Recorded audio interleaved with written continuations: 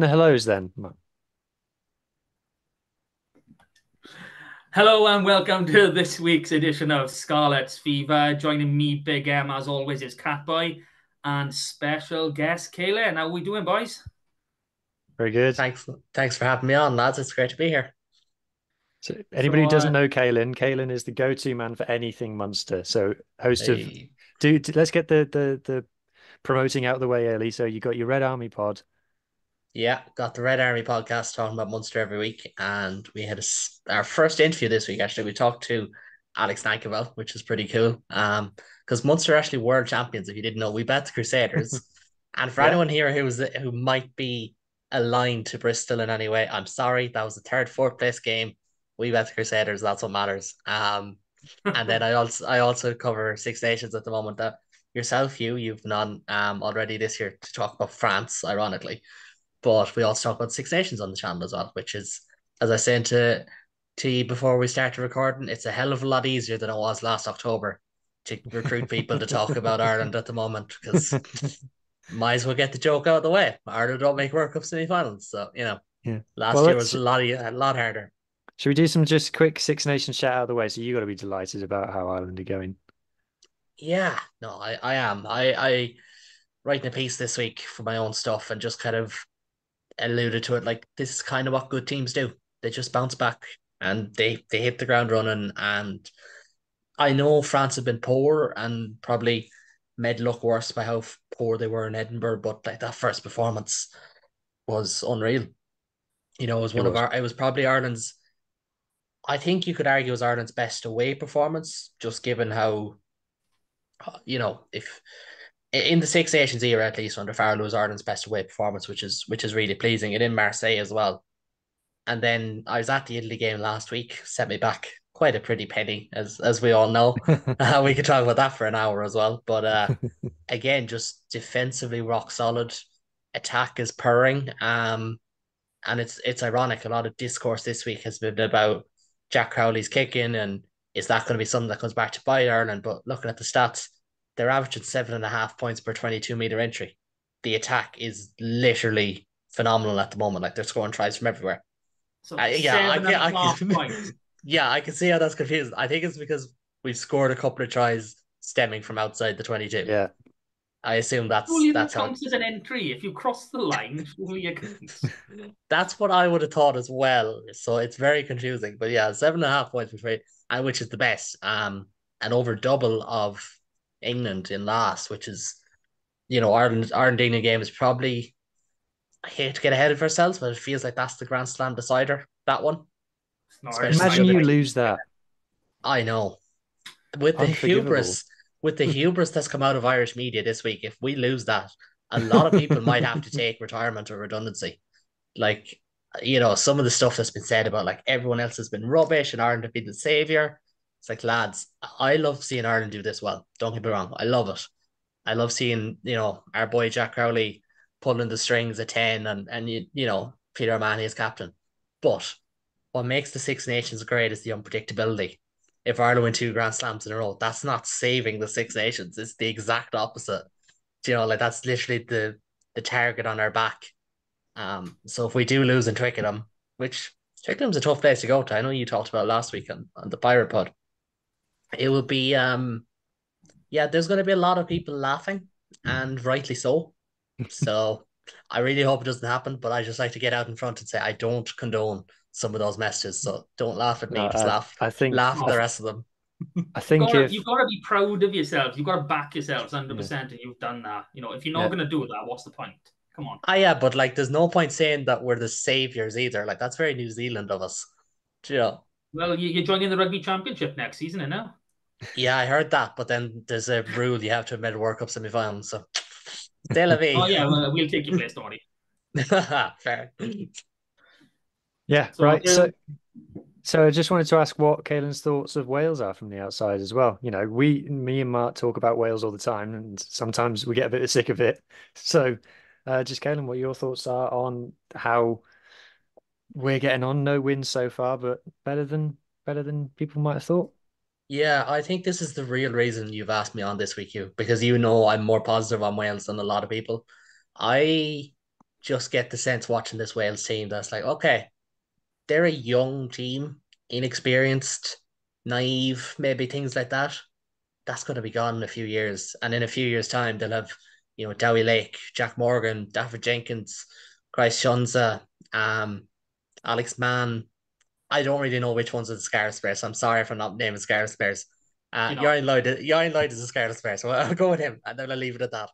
But looking at these guys and like Winnett and Dyer have really impressed me as well in the back line. I just think they're gonna come good. I don't think it'll be this year, and I think they will be 0 from 4 heading into the last weekend. And I know that'll be a woe fest of a week, and a short week as well. But I You're going to think they'll hear the end up, word banana skin a lot that week. yeah, you will. But I think the flip side is I think they're going to be a banana skin for France, and I think Wales will give France a good game. Do I you agree. know? So I think it's a lot more tightly bunched. And that's not saying, oh, look at France, look how much they've fallen. It's not even that. I just think going to Cardiff against a Gatland team when they're written off, like you remember 2 years ago under PVAC, even, I don't know if I'm allowed to say those words when it comes to Wales. I know I can for Scarlets because, Yeah, Scarlet's coach is fine. yeah, when PVAC broke my heart in the Aviva Stadium before. So, like, listen, that's fine. But no, like going back, was it 2022? France are off the slam. They go to Cardiff on a Friday night, and Wales just set up perfectly for them. Now I know France got the job done, but that is the task when you go to Cardiff, and it's the same as Twickenham, it's the same as Dublin, it's the same as Murrayfield, and it's funny. I feel like this is the one year that no one is talking about the importance of home games in the Six Nations. It's like as if we've come out of the COVID bubble and we've just forgotten about all these things that we raved about for the last 25 years or something, or 50 years or 100 years. Going to Cardiff is a bloody tough spot, and I think France will be under pressure by the time they get to that point as well. And I think Yep. Wales will give them a good game. And I was impressed with Wales. I think it's funny. I think Wales, England, Scotland, Italy, France, I think they can all be accused of just being one half team so far. And I Yeah. think for Wales, like that second half against Scotland, granted, I didn't see a lot of it because the Munster game was on and I had to go somewhere. So I the Munster game on the phone, but like they clawed it back. And again, that's where Cardiff is a fortress. I've been there myself. It's a nervy place for an away team. And then that England game, first half, thought they were really, really good, but eventually power kills. Do you know what I mean? And that's kind of what became a thing. I know a lot of people said, "Oh, George Ford was brilliant." I thought he was good, but like it was the likes of Earl. I thought Dingwall did really well at 12 and just broke Wales down. But I'm still not. I'm leaving that game more impressed with Wales than I am of England because England Hmm. were 10-point favourites for a reason, and Hmm. Wales were 10 points up at one stage. Like that's the difference. Maybe not 10, but you know what I mean. Yep. That's kind of the swing in it. So I'm really happy with Wales. I know there's the Irish thing of like, do we all hate Gatland? Some of us do, some of us don't. But no, the Wales will be back, and I think they'll. I don't know if there's a championship in this youth because it's very hard to say. Like especially with the way the regions could We win go. one for no reason every few years. That's the other side of it. Like if you said to me that Ireland, England, France, and Wales will all win one championship each over the next 4 years as well, I also wouldn't be that surprised. Because that's just the way it's like Six Nations just finds a way sometimes. So I wouldn't be surprised at that either. Like, and Gatland, like I wrote in my piece for the week, like Gatland teams have been built on a strong back row, and that is a very good Welsh back row. I'm very like I thought Tommy Raffel was fantastic the first two games. One of the players of the championship so far, in my opinion. And statistically, he's right up there as well. I know Hugh, you've been nerding out on the stats probably more than I have, but Yep. like I've just been impressed with them. I think Ireland will win. I think Ireland will get a bonus point in Dublin, and I'm not trying to biggie up to slap you in the face or anything, but that's more because I think that's what Ireland do. When Ireland win, they score tries. Hey, They're not a we 3-6-9 team. we came on this pod and ranted and raved about how great the Scarlets were when we got 50 points put on us by Leinster a few Yeah. weeks ago. I So, mean, yeah, like if you ever want to go with a podcast title called "We Lost but We Won," that might get a couple of Leinster fans given out to you. I don't know if you know the context of that, but no. so We want to learn. after the World Cup, Johnny Sexton put up an Instagram post because obviously he'd retired. So there was a big long spiel on it. And at the very end, the last line was "We lost, but we won," because he dedicated it all to to the fans and everything. Like obviously, the Ireland fans were incredible at the World Cup, but the problem was it read like a PR thing, like it was written by like a PR specialist who failed to grasp the fact that it is a World Cup and you don't win for finishing the quarterfinal. And like, yes, the fans were amazing and everyone said it, everyone from the world over, but like it kind of read like, oh no. So me being me decided, we're after playing Leinster and losing by 5 points in Dublin. What'll I title our podcast? You guessed it, we lost, but we won. And I got a bit of blowback over that, but that was one of the few bits of blowback that I'm quite proud myself for. No, well, I think you've hit the nail on the head with Wales. We're a very naive team. Like if we go more specifically, we go into that break in the second half where we had Dyer running down the 5 channel. He just pegged his ears back and went straight. He could have arced in, tried to hold the last defender, maybe pin him. A more experienced winger might have scored that try. You never know. But that's just one of the many things that are evolving in this team. Yeah, but that happens though. Like that's like you could have said the same thing about France in their first year under Galtier, for instance. They were kind of a similar ilk. I remember was it Scotland they played in 2020, where they just went out, actually 2 years in a row, and they went out and they looked like a team who just knew they had a won in that kind of French kind of way. Wales is the flip side, where I think they just need to figure out how to win, like Yeah. Gatland teams of old used to do.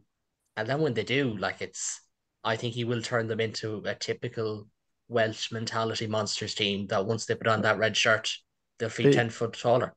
the Italian players are more used to winning than the Welsh players at this point. Yeah. Like week in, week out, the Welsh players are losing every week, whereas Benetton are the most informed team of the URC. They've won their last 5 in a row. yeah. Granted, they've played 2 against Zebra in the middle, but still, they've won their last 5 in a row. The Hey, next best is 3. but no, so that's the Six Nations talk. So the real reason you're here is well, it's late for us, but tomorrow evening, Parc y Scarlets, the Red Army against the Scarlets is that's what we're going to be calling it. Yeah, I suppose. The only thing is, for a Munster fan of my age, so I'm 23. One of my first European memories is losing to the Scarlets in a European quarterfinal over in the old Stradey Park. So Oh, were you there? I wasn't there. Oh, My 06, my dad 07 was season. I there. remember that. Yeah, my dad was there. I wasn't there. But I still remember that quite vividly. And I was at the Pro 14, it was Pro 14, Pro 12? 12 final. Pro 12. 12 at the time. I was there as well in the Aviva. So but I could come on here with gritted teeth a lot of the way because Scarlets caused me quite a bit of heartbreak, but I do have a soft spot for the Scarlets. So yeah, Scarlets Red won. Army against Scarlets. Scarlets won the first ever Celtic League with 12 teams and the last ever Celtic League with 12 teams. So I call that domination. I mean, who cares if you win like 4 leagues in a row, but you don't win the first 2 URCs? Do you know what I mean? Like, do you want to know who's won a URC? Stormers, Munster. Do you want to know who hasn't? Everyone else. Yeah. But like Scarlets fans obviously get a pass. I love you all. So you've had a nice little warm up against the Crusaders in the last couple of weeks. Mm-hmm. So tell me, how are you feeling after that run out? Do you think your boys are still going to be on fire, or is there going to be some rustiness coming tomorrow night?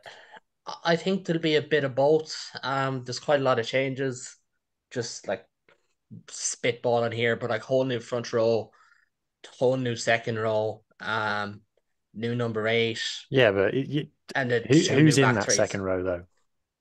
The second row this weekend. Well, are we looking back or are we looking forward first? Because I could tell you about how we're world champions. Oh, okay, first, sorry, yeah, look back first. Sorry, yeah. But like last time out the second row was Gavin Coombs and Finney Mitchell, both Ireland capped. Yeah, well, I mean, Gavin Coombs, you just give him the ball at the 5 meter line, he scores. But okay, whatever. But still can't get to an Ireland squad. I don't know. Anyways, we'll park that. We're finished with Ireland. We're finished. But no, to your point, it was a different look at Munster team. The weird thing is that was a 10-man bench that was named. That was a Crusaders request. So guys like Mark Donnelly, Camille Novak, Jack Daly, Daniel O'Keke, Colm Hogan, they all got their season debut in that game.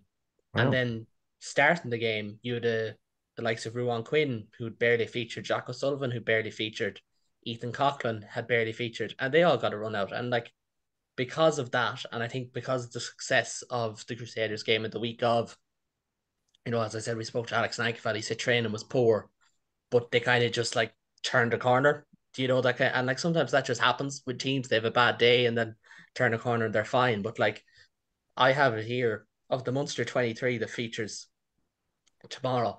Niall Scannell has two full appearances. So we're not counting the Crusaders game. Niall Scannell has two, Owen Clark is four, Ollie Eggers five. Orge Snyman debut. That obviously discounts the World Cup, for Munster. Finney Wychley only five. Jack O'Sullivan, Ruan Quinn, Mike Haley, all their full season debut. Ethan Coughlin only has two, Joey Carberry only has four, and Shane McCarthy only has five appearances. So as much as that Munster squad may look familiar with obviously like Snyman, with Conor Murray, with Joey Carberry, Mike Haley, Oliver Jaeger, there is quite like Munster have been quite depleted this year, and it's an important asterisk on their season, I think. And we'll probably get into it when we compare the two sides. I look at that Scarlets pack and I think, okay, there's a good bit of power there. Fifita and Losey in particular obviously stand out for the power mark. Munster have lost Sean Klein. He's only played one game this season. Peter O'Mahony's only played one. Orche Snyman hasn't played. Edwin Adogbo's been injured since Christmas. So power has been a serious issue for Munster. Getting Snyman back now, I feel is a huge boost because he just changes the dynamic of your pack. Yeah. And I think the Crusaders game, you probably started to see in that second half, power will start to tell, in that second half, as it has done so far through the season. But tomorrow, the bench looks a little bit stronger. It's still weak in the front row, granted. I think that's fair to say. But, like Finney Wychley and Jack O'Sullivan, like to actually have a second row on the bench is a luxury for us. Like that sounds crazy to say, but like since, I'm just going back through it now, but since, oh God, the Glasgow game at the start of December was the last time we had a full senior second row on the bench. Imagine. It's not That's too the bad. last time. And that's where we you're spending a lot of can, your money as well. yeah. Stop now, because we get into money, this will become a bitching contest, and we always know who is the subject to the money conversation. It's usually the Irish fans, but it will be Leinster this time, and I will explain that to you in grave detail if you want, but I don't think that's fair. So But is no, that I what do, you I would put do. your is that what you would put your slightly tricky title defense? Mind you, like your title winning season, a bit like when we won it, you didn't have a great first half of the season that year either. But is that what you just put your tricky form down to? Is the injury situation? Injuries in key areas. I think Munster could deal with injury. Like, okay, the week of the Connacht game, we had something like 19 players ruled out for one reason or another. Like, that's just a freak. Like, that very rarely happens.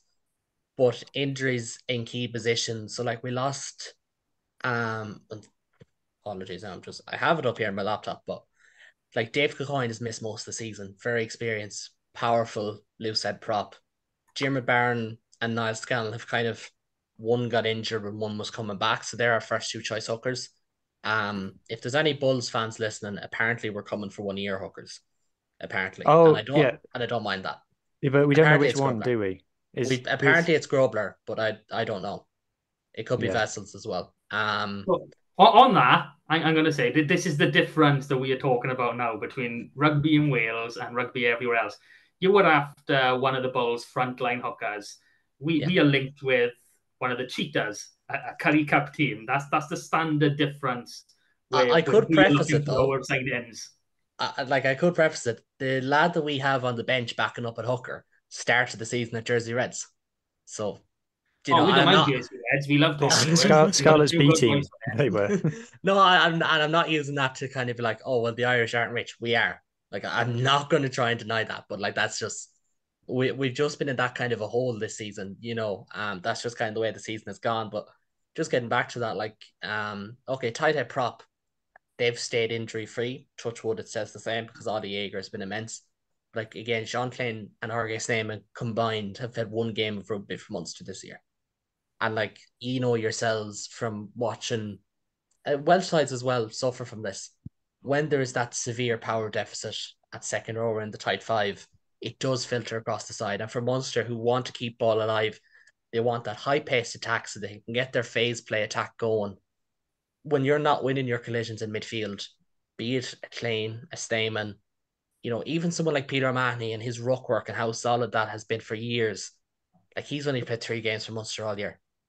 Only one league game, and eventually that just starts to tell, and that's been a huge issue. I think, to their credit, the likes of Edwin Adogbo stood up immensely. Alex Nankerville has been huge for us. I think if Munster didn't have Nankerville this season, they'd be in a bigger hole because he's been their only go forward in midfield because he's a tank of a young lad. Like I say that ironically, he is older than me, but like he's just been a tank in midfield, and that makes a difference. It's been crucial. But then you look at the team that's out tomorrow, and I think power shouldn't be an issue. And I don't know a lot about the Scarlets. I'm not trying to pretend I do, because I haven't got to see them a lot. I've missed like their how many games you played against the provinces? 1 or 2 this year. I know you played Leinster. I was Played away that day. Yeah, just one, I Just think. Yeah, Yeah. so like I haven't really got a chance to see them, so I won't lie. I've seen the Cardiff game in Cardiff Arms Park because it was live on free to air television in Ireland, which I always jump at the opportunity to watch those games. But like the side just looks different now, and the URC has shown. I know you've talked about it yourself, Hugh. The back half of the season is worth twice as much. Do you Yeah. know? And like Munster have had some very, very tough games to start the season. Like they had Benetton, Ulster, Leinster, Connacht, as their away games so far. Mm. Like they're tough. They're some of the toughest away games you can play. Like we had to play the Stormers at home, we had to play Glasgow at home.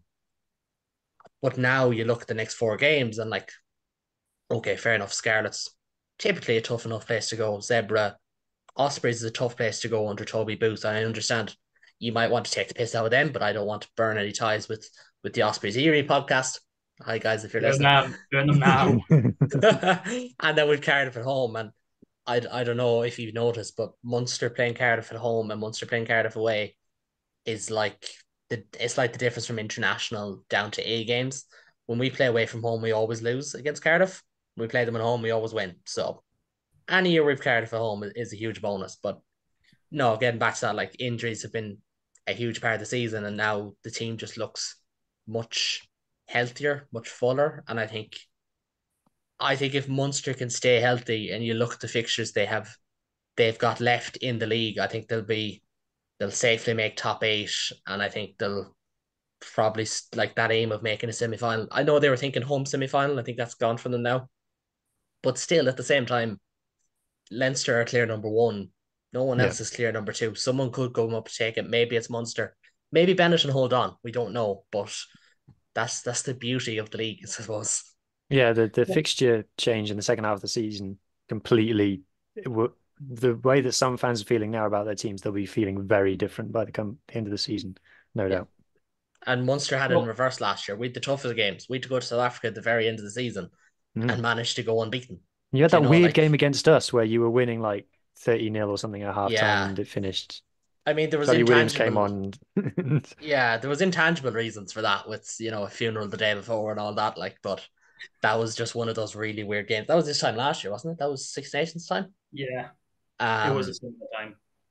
yes, but we got the win ultimately. I But great mean, game. More or less, more of the same tomorrow. from Deal? from what I'm hearing is you've got a few excuses ready just in case. Ah, Oh, they've no. only played 1 game, only played 2 games. Oh, it's been an Ah, no. experience. It's not excuse. If it was proper Irish excuses, I'd be like, "Oh no, we're poor," completely unironically on a Welsh podcast. But I'm not that bad. No, I know.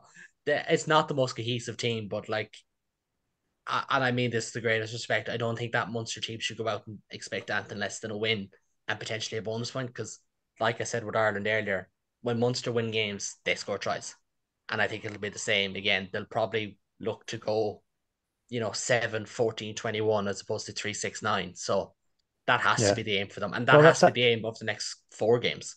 that's something I wanted to ask you. We've spoken about it before in other places, the stereotype about Munster and how they play. Is it fair to say that up the jumper Munster at least dormant for now, and this is a different new exciting Munster.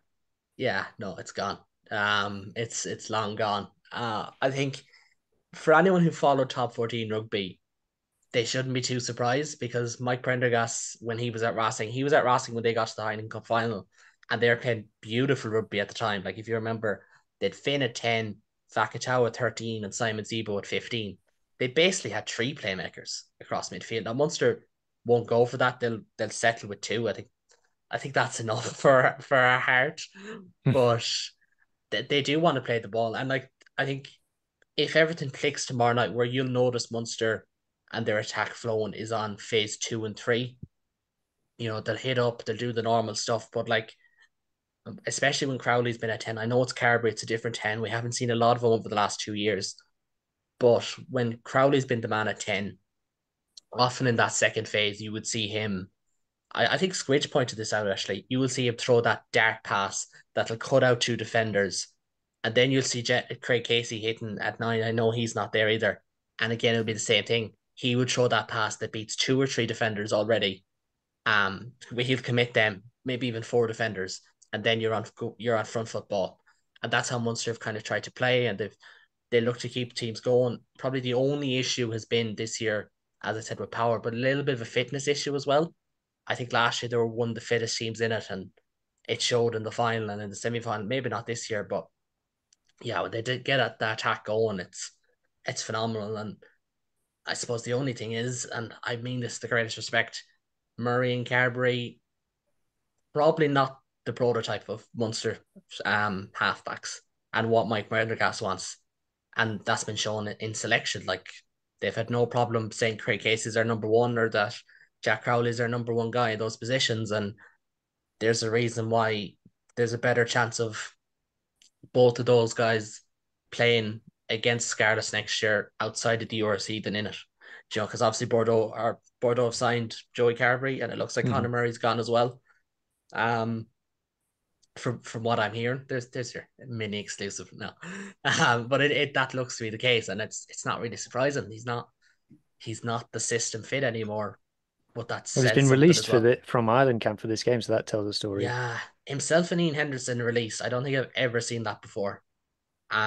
And I think that's really harsh on Ian Henderson because I actually thought he did well at the weekend, but I think that just shows there's a changing of the guard happening again. And Conor Murray's one of them. Ian Henderson will be another. That there'll be more guys. Don't get me wrong. Like I think the likes of I said before the tournament, James Lowe will be another that'll be phased out of the Irish team, and then he goes out and plays like a man possessed. I got that horrendously wrong, didn't I? And some people have the receipts, but no, that's going back to your question. Like Munster, they're playing this. Their phase play has been really, really good when it gets going. Seen that in the Toulon game. Am I allowed make a joke at Dan Bigger's expense? Is that allowed on here? No, well, I don't know. Maybe on Go for this. it. Yeah. Well, Thomas Ahern managed to swat him aside like a fly in the Toulon game when Oh, we he gets bumped off all the time. But tell me a bit more about Ahern then, because I got tipped off to him by some Irish fans on Twitter the other week, and I had a quick glance at his stats, and my goodness, those are some stats. So tell us yeah, about him. What remember you're pitching to Scarlets fans here. So what is yeah. his position? Just give us his background and things. For anyone who doesn't know, myself and Hugh had a conversation a few weeks ago when Hugh was asked about Thomas Ahern, and he was like, "Do people really see him at 6? He's 6'9". I was like, "Yeah, he's a 6." So Hugh decides to message me today and be like, "Oh look, Ahern is back in the second row." So that wasn't a question in good faith. Let's get that out there. But no, Thomas Ahern came through Waterford, which if anyone knows Ireland, it's not a rugby hub. So it's quite a new story, but he broke onto the scene at under 20s, was really, really good there, scored a try from about 40 meters out against Scotland, just men against boys stuff. It's like the stuff you see in, I mean this with the greatest respect, in the Japanese league, where like some South African goes over there and just like plays basketball with the ball. Like it was that kind of stuff. But unfortunately, he's been injured basically until this year. He's had some 2 long-term injuries. He got a run of games last year and then got ruled out for most of the rest of the season. He hasn't even played AIL really, which is the step below the Mm. provinces. So like it's it's amazing to see what's happened. Started getting a couple of games in the second row at the start of the season, which is where we expected. And then the week of the Leinster game, Peter O'Mahony has a broken hand. No one knows what the story is. Will Peter O'Mahony be back? No, it doesn't look like it. What are Munster going to do at 6? And then Thomas Ahern is named at 6. And everyone's like, what's going on here? And it's like, okay, in attack, we get it. Because this, like, he can ball. He kind of would remind you of Jorge Snyman, but leaner, if you want to put it that way. Like, he doesn't have, he's filled out, don't get me wrong, from what he used to be. But he's not a physical specimen for a guy who's 6'9". Someone told me, I think this is the tallest second row partnership in URC history to start a game. I can Six foot very nine. believe that. It's 6'9" and 6'9". Anything to stop Ver Verheide pinching your lineouts, but guess what? He's going to anyway. That's the only reason we did it. Not because Thomas Ahern's our player of the year so far, and Jorge Snyman costs a boatload of cash, and he's going to cost 2 boatloads for Leinster. But anyways, no. So Ahern was played at 6 in that game. Played all right. Got a couple of touches on the ball and the wide channels, and as we said, great footwork, great hands. Probably a bit of an issue defensively, and with his work, just kind of getting adjusted to it. But since then, he's just been a revelation out there. There's been cross kicks. He scored a try against Exeter. Some people might remember where Jack Crowley just on the money, straight into his hands, and he runs it home from halfway. He's got a big stride. He does remind you of one of those like random guys you see on sevens every once in a while that will just walk home in 2 strides. He's kind of like that, but he's been a revelation. Now, all of his best rugby, I will say, has been as an edge forward, as out wide on the flank. But that makes sense. Like, he is only 24 years of age. He's not the bulkiest second row, as I said. Probably not the greatest scrummaging second row. And I mean this in a nice way. That's just my guesswork. I don't know for certain. Probably not the greatest scrummaging second row. But that's where most of his good rugby is played. And when you're, obviously, as you know, when you're in that second row role, like he'd be taking up the Tadhg Beirne position. What does Tadhg Beirne do best? He's hanging around rucks. He's making a couple of tackles. He's there as a tip-on support in midfield. It's not really Ahern's game, so it'll be interesting to see what way they go tomorrow night. I think they'll go with Snyman as your kind of power lock, and then they'll ask Ahern to kind of filter out. But I think there's also a chance we do see Ahern pop up on the wing from time to time, with Gavin Coombs maybe just pushing more infield and more tighter, because he is big and powerful. He's only 6'4", 6'5" by comparison at number 8, but he is that more natural power, like that, the rounder looking type. And I mean this nicely as well, but it'll be really, like, I don't know the answer as to what Thomas Ahern will do tomorrow. I know he's exciting, but if he's deployed as an out and out athletic line out second row, then fair enough. You'll see a typical second row game, maybe the odd line break. If he is out wide, then you're probably going to see, Ahern probably at his best. You'll see Snyman hopefully play the kind of rugby he's known for with the offloads and the big tackles. You'll probably see Alex Kendellen a lot more in midfield. If they go with Ahern and they go with Coombs and Snyman, and then Ruan Quinn, then he could, I think, as things stand, Ruan Quinn will be our edge forward, and he'll be the guy you'll see out there. He's only 20 years of age, was really, really good in the Under-20 World Cup last year. Actually was Munster's youngest ever player until this season. I think that record was broken. I'm not 100% sure. I think it was broken again. We'll probably see him out there. But for Ahern, if you do see him in the wide channels, send someone out there, because he's big, he's fast, he can catch cross kicks.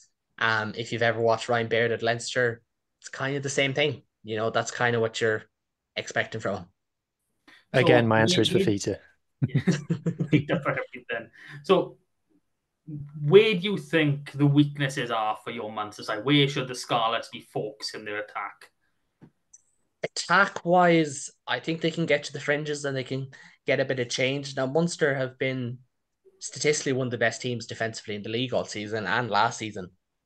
Dennis Leamy, who many people might remember, he's the defence coach at Munster now. So he actually came, believe it or not, Dennis Leamy started his coaching career over at Leinster. And as you can imagine, that went down really well with his ex-teammates as a former Heineken Cup winner at Munster. But no, so Leams has come back, has been really good at defence. But the question is, how do you get at Munster I think power. I think power is a big one. I think I mentioned Fifita and Lousy. Am I pronouncing that right? Is it Lousy? Yeah, that's Yeah. right.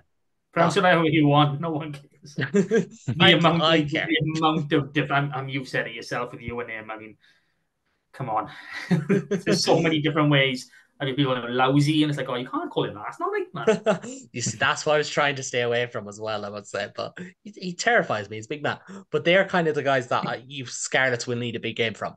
If I'm a Munster coach and I'm thinking, who do we not want to see play well? It's probably them two because they got the power, they got the athleticism, and I suppose I might just throw it back on you because that Scarlet's bench. Like, how does that look? Because Munster's bench has been an issue. They have started to flag with 20 minutes to go, and they're bringing on guys who are not of the same physical caliber. So, do you think the bench could be something that is a Yeah. strength? What I've got to mention to you on the bench, we've got, like you've got a few debutants. Everyone has a few debuts through this time of year. We're in the 16 shirt. It's no front row hooker. We've got an 18-year-old making his debut. So it's not very common. Harry Not Thomas, just any 18-year-old, a New Dock Stars a new 18-year-old. Doc Star. That's who's adopted team. Just for a bit of banter. And if you've listened to any of this, this is his first year senior rugby. Totally, I've been raving about him with Llandovery. We tipped him to be good with Wales under 20s his last 2 weeks, and this boy could be special. I mean, Harry Thomas is a name as a hooker you want to keep a year out for. So if we're talking our bench, it's our second strongest front row. If we take Elias out of the equation, both front rows are the absolute strongest we could have without Wales. Second row, Jack Price, he's a good boy, but he's still a young man. I think he's only 23 himself, so I mean, he towered over you. I don't know how tall you are, but I'm reckoning he's a couple smidges taller than you. Not quite tall. I would be over a foot smaller than Thomas Ahern. We'll put it that way. Oh, there we go. I'm only 5'8", so that's fine. Don't worry about it. But no, when it comes to the bench, our forwards look pretty handy. When we come into the backs, it's a bit of an unknown. We've got a debutant coming on a 9. We've got Charlie Titcombe, who, if you don't know about, the whole world is going to know about soon because I've he seen seems I've seen tweets about him. he seems to have something on him. I hope he's got a Welsh connection. I'll be gutted if he ends up going back over the border. And Steph Evans rounds out our bench. So, we've got four pretty big aggressive forwards in there, and we've got a good Marshall in 10 to come on as well. So in terms of the bench, it's pretty good for us. We don't generally tend to have a strong bench, so it makes a nice change in terms of our starting pack. I think I can say 7 of the 8 are big ball carriers. We could pick Kamsi Matthias, carries hard, Edwin Swart, hard, Alex Craig, lousy. Obviously we haven't seen Jared Taylor ourselves. He's on Yeah, debut, but what we've seen of him. let's just quickly chat about him. So Jared Taylor was signed during the week and is straight into the starting lineup, which is a bit of a surprise when you consider that I think Ben Williams is fit and available. And you've got Teddy Leatherbarrow in there as well, who obviously isn't a 6, but you might have seen Dan Davis go over to the 6 or something. Are you surprised at that, Mark, to see Jared straight in?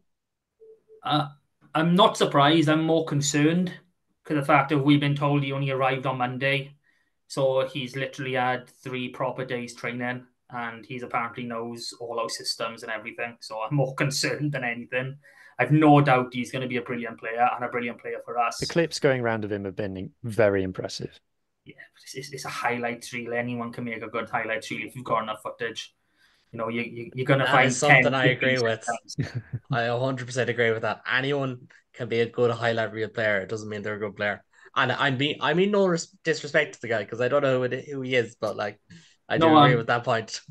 he comes from really good stock. He was SA schoolboys 2 years Yeah, running Western Province boy.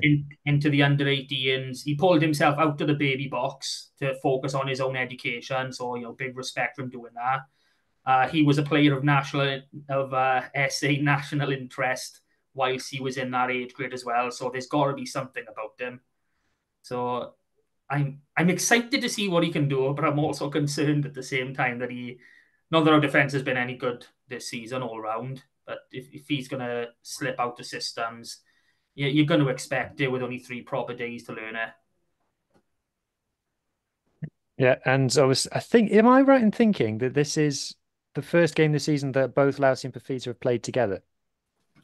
Give me a sec, and I will I'm pretty sure that find is. out. Loucey captain Um, as well, which is a surprise. We weren't yeah, expecting with the news that him and Fafita, rumors. Yeah. the rumors, him and Fafita are, possibly leaving. It is a big one for me. If unless he's done a total U-turn and said, yes, I'll sign on the dotted line, I'll commit for another 2, 3 seasons, making him captain does seem a bit of a statement. But as we carry on, this is probably one of the first times this season I've been able to look at that pack and I go, yeah, we can actually get a bit of go forward there. We can actually carry. So with you telling me you think Munster might be a bit well, not suspect, but might have a bit of a weakness when it comes to the tight game defensively, I'm pretty happy with that. I feel like Alex Craig It's is one of the best kept secrets in rugby at the moment because he's not he's not a arguably, secret, and no one pays attention to him. I have no idea why. he's arguably our player of the season so far. 100% on new player of the season, potentially player of the season as well. I can't think of anyone who would even come close. Just for the simple fact he's played practically every game. I think only one game he's missed, and he was rested for that one. I mean, if we go into our backs, I'm pretty excited. Me too. There's literally only one change I would personally make. Same, and I And think it would be the same one. 10. Yeah. Yeah, that would This is be it. So this is it, isn't it? Is that with the Scarlets teams this season, we've never looked at it and gone, "Oh, he's a bad player," or "I wouldn't have picked him." It's more like you can't see the logic of it because you see like the young kids and Dwayne Peel and that keeps talking about, oh, it's about bringing through young players. When we had um the guest on the other week who was talking about um the the bringing through the young players and developing Scarlets for the future, but as soon as a young player comes in and they play well, next week they're out. And we've been begging for Charlie Titcombe to start for the Scarlets since the Leinster game. And Dan Jones is coming in for his 150th game for the Scarlets. So congratulations to him. But yeah, he's come from not played a single game yet this season to in ahead of Charlie, which is surprising. And this might mean nothing to you, Kayla, like nothing at all. But if you go into the Welsh Premiership, Carmarthen Quins are 12 out of 13. They've only won 3 games. Those 3 games, Charlie Titcombe was at 10. They can't win without him. That's the type of mastered sort of player that we see when we watch those games. And obviously we add the Leinster game into that. The type of player that he is, it just baffles us why he's not given it. He's been fitter longer. He's probably a lot more match fit. I think he only had the run out against Exeter, and I don't want to talk about that run out against Exeter. Really and don't. minutes at 10 are important though, right? Like we talked about this. Oh God, it was one of our recent podcasts on my own channel, but like 10 is just one of those positions where minutes are Yeah. double as important as other places because you won't. And like I don't mean this as any disrespect to Dan Jones or to Terry Didcombe, but you do just need minutes in the saddle sometimes, And like when I looked up Titcombe's stats there when you were on about him, like I couldn't believe he hadn't started a game this year because like it feels like he's been in all 3 of the Scarlets games I watched this year, and He's been again, on a lot. He's been on the apologies, but bench and not come on. yeah, and like that just feels I don't know. I like it's one of those positions. Like I know Munster are in a position now with Ben Healy gone, Jack Crowley with Ireland that we just don't have. We just don't have a backup 10 at the moment. But like it is kind of important to have minutes in the saddle. And as he said about Welsh Premiership games, if that's exactly the type of character I'd be looking for. And I don't want to, make it seem like I know it all about the Welsh game. I don't, but that is kind of what you want to see from your 10, that they can go in and just get games won, and like especially this season, it hasn't been the greatest. And hopefully he doesn't do that off the bench tomorrow. Like I'm not gonna go that far. Like I'm rooting for you, but not that much, guys. But that's just my opinion on 10 as a position. Yeah, I think that's maybe why Sam Costello's looked a little bit shaky a couple of moments. Not even shaky, just hasn't been hitting the heights just because he hasn't had the game time. Um, but we've got Archie back, which we're excited about. Finally seeing we got him to he started a game. Yeah, brilliant, awesome. Out of the squad next week. And this is what we just mentioned, what Hugh just mentioned. There's no logic and consistency to these selections. I mean, some of these players we've been calling all season, you know, give these boys a chance. Only one chance you need to give them, and they'll show you what they're worth. And I've always been a believer is you play well in that shirt, that's yours until you play shit. It's Yeah. as simple as that. And that's the type of mentality I would like to see. But it's just not there. I mean, we've Archie has been a massive talent at the Welsh Uh, Premiership, under 20s, all age grade, and people have been talking about him for a good few years now. And he's only had the one proper start this season for us. And fair play, he put it out there, and he was just thrown out immediately. I mean, personally, I'd be livid. You perform like that, you're given the 9 shirt, you start, you have a good performance, and then they don't even bother rewarding you with even a bench spot the next week. I just don't understand the logic there. hmm. But we've got one person who has been rewarded has been Tommy Lewis after his incredible cameo against Edinburgh. He's got to be in, but what does it say about Ryan Combe's position in the squad at the moment? Uh, Combi is it's just random. I don't know what it is. I mean, last season he was probably our best winger overall. We know what he offers. He's stocky, fast, and powerful, and he's got great footwork. We saw that with the way he finished the Clermont try. I can still picture that in my mind. I was watching that game and I honestly thought he was going over the touchline, but boom, straight over. And no disrespect to any of our players, and especially Johan Nicholas, who is quite frankly, I think he's our youngest ever player if you include in friendlies. I think he's like 17 years old in the pro era, Hmm. and he's a 13 / fullback, and he's getting selected on the wing over Combia. Now he can play wing. He did a lot of it a few years ago, and Brad Moore, and he has got pace. No one's denying that. But when you've got a player who focuses primarily on being a 13 or 15, and he's picked ahead of you on the wing, it kind of raises a lot of question marks. At least it does for us as fans when we know he's fit and ready because he played last week. Yeah. Yeah. Johnny McNichol back at fullback. I think he was obviously one of the stars in our title winning season and for the season after that. So I feel like I need to apologize to Johnny McNichol because I said on a pod a few weeks ago that he hadn't been standing in as a playmaker whenever Johan Lloyd would go off on one of his runs. I've now watched back some footage and actually I'd take it back. He has been filling in. And if you watch the 2 games against Cardiff, he was that second playmaker. He's obviously a massively talented player. So hopefully that's a big impact for us coming in. But the really exciting part of this team and the bit that I would warn Kalen about is the centre partnership. If you offered me Sonny Bill Williams and Mar Nonu right now, I'd send you away because we've got Eddie James and Joe Roberts. And we're gonna have an all center off here. We're gonna like just compare centers and stats and I go for like listen, we can if we want to put it up as like an XXX video, like rated 18s and just talk about centers, like fire away, boys. I'm more than happy to. I do know of Joe Roberts, of what I've seen, and thought he's looked all right. But listen, they might be good, but we've got Alex Nankivell and Antoine Frisch who have been Oh, shut up. Who've been surpassing expectations this season. I could say, oh, Antoine Frisch, you might remember him from Bristol, but like number one, he barely played for Bristol, and number two, I still don't believe anyone actually watches Bristol. Apologies, but yeah. no, I don't think anyone who likes Bristol listens to us, so don't worry about that. Say whatever you want. But no, again, Eddie James, he's been a little bit unlucky this year. Hmm. He's had a couple knocks, but at the same time, when he has been on the pitch, Yeah. So he has three. shown up. So 3 URC games for Eddie James so far. So he's like our Charlie Titcombe. So he's won 2 of them, which is a remarkable feat for a Scarlet. And the other one was the 1 point loss to the Lions, which we absolutely should have won. So he makes a big difference. And again, he's a second. We're going to try and do an analysis video on this maybe next week. Don't know when. About Eddie James, and he does step in as that second playmaker as well. If you watch him off the ball, you can see he is the organizer. He's pointing, he's telling people where to go. He puts himself. He can either go in the boot or he stands at the tip of the like arrowhead for the three. He is.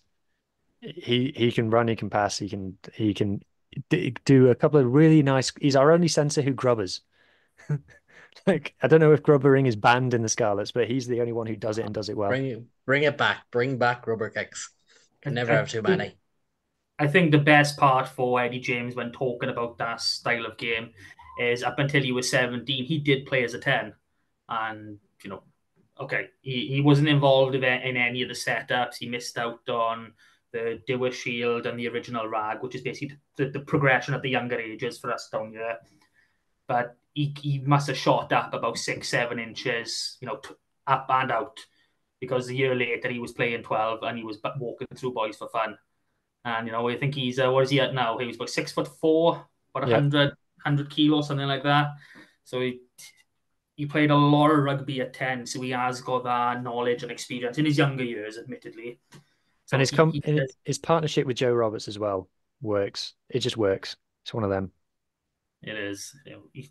He doesn't look like he should be able to crash ball. He looks really slender, but he packs one hell of a punch. And fair play to the boy. We've said about this partnership since the start of the year, back end of last season even. We said this is what we were going to be looking at for the future, and we've only been able to see it a few times, and we're glad we can see it again. I'm hoping we can keep it in 2 weeks' time, but who knows? Someone may hit Gatland in the head with a rock and realize Roberts is the best 13 in Wales. Seconded. Right, before we go on and do predictions, let's just quickly talk about something else that's happening this URC round, and it's the Origins round. So Scarlets players are all wearing their original club socks, and it's all listed on the team sheet as well. So Matthias is Narberth, like we said. There's a New Dock Stars boy in there. Fandilo. There's obviously Fafita's wearing the Lions, which is not British and Irish Lions. It's not the Emirates Lions. It's a club in Tonga, which is cool, obviously. Jared Taylor is going to be wearing Western Province socks. Sam Lousy is going to be wearing Bay Roskill Vikings, who I know absolutely nothing about. I believe they're Tonga. Sorry. Yeah, I also have learned that Teddy Leatherbarrow came through at Knutsford, and Knutsford is 10 minutes down the road from where I grew up. So the only thing I know about Knutsford is they've got good services. They got a very nice cinema, and it's well posh. They've got a McLaren dealership and a Rolls-Royce dealership next to each other. It's where all the footballers go. Anyway, and the reason he's mentioning Rolls-Royce is because he used to work there. Oh. They got a Tesla dealership now as well. So, Caelan, what's your thoughts on the Origin round then? It's a great initiative, isn't it?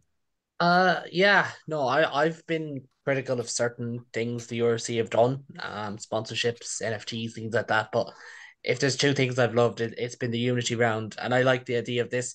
Unfortunately, I had the intention to come down here and given the clubs, but unfortunately, Munster have not provided us with a list of original clubs. I don't think we'll see anything like the Sox. As a Munster fan, how do you not know them off by heart?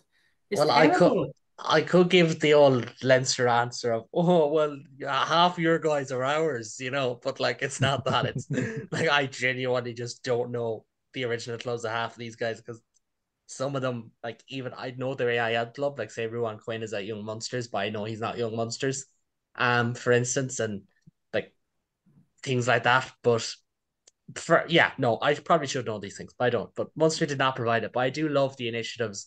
I love going back and, like, I know we say rugby values and make a joke of it and all that, but like, this is something you can sell. This is something that you can kind of lean on. And I don't think it's probably something I'd be critical of some of the provinces for is, and I kind of alluded to this in the tweet I put up today of your announcement video, like, being the TikTok gimmicks. This is the kind of stuff that, like, people will remember and will leave a last long impression. You will forget a TikTok joke in 5 minutes. You'll remember things like this. And I do like seeing things like this. I hope it's a successful league. I hope Munster do it. But I don't think they will. I think even just maybe the fact that like, we're going to be in a away jersey and things like that that we never wear might even be something that tips the What balance. color is it? It better not be grey. It's kind of a grey navy. Do you remember the Munster Toulouse game last year in Stade Ernst Fallon? We wore it for that, and Right. there's bits of red on it. To be fair, you've If got the pleasure of being in an Adidas team, which is hallowed yes, ground in rugby these days. are we going to get onto that? Are we going to get onto that? No, Are no, no, we? no, no, no. But no, it's kind of that kind of a color. So, but it's not like you know, so one of those really bad color matches. We should be fine once the lights and Parky Scarlets are on. We should be fine to be able to distinguish the teams because it's one color on the back, which is always one of the things I like. So you will be able to tell the players apart, thankfully. And they'll have a massive Shannon Airport written across their arses. So you'll be able to notice that as well. Yeah. Mark, this So Origin round's got to be right up your street. Oh, damn straight. I love it. We should do it every week. I don't care. Yeah, the socks thing, definitely. And it couldn't have come at a better time for us with the news we've had during the week. Kaelan, we're rapidly approaching the end of this slot of the podcast, which just leaves us to get some predictions. So guests yeah, first. You've already guess said that you first. think you're Thank going to you. absolutely tonk us. So just put a score line on it. I might have actually thought that more at the start than I do now. I think I've Because been. we told you all about Eddie James and Joe Roberts. Now you shit your pants.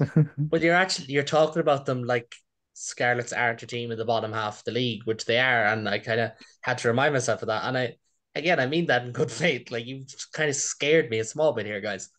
But no, I think for Munster the aim, like our next four games, they're Scarlets away, Zebra at home, Ospreys away, and Cardiff at home.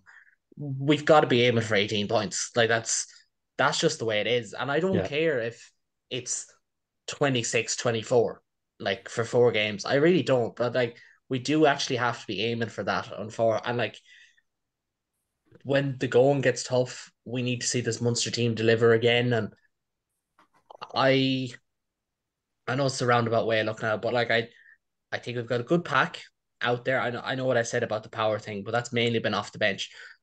If we can get Luckman, Scannell, not even Jaeger as much, but Luckman, Scannell, um, Slayman, Quinn to all go 65 minutes. Slayman is probably a bit too much going 65 in his first game back, but then it is only a pec injury. You'd imagine that's something you're either back or you're not, that kind of thing. But if we can get them to go 65 minutes, I think hopefully we'll have the job done.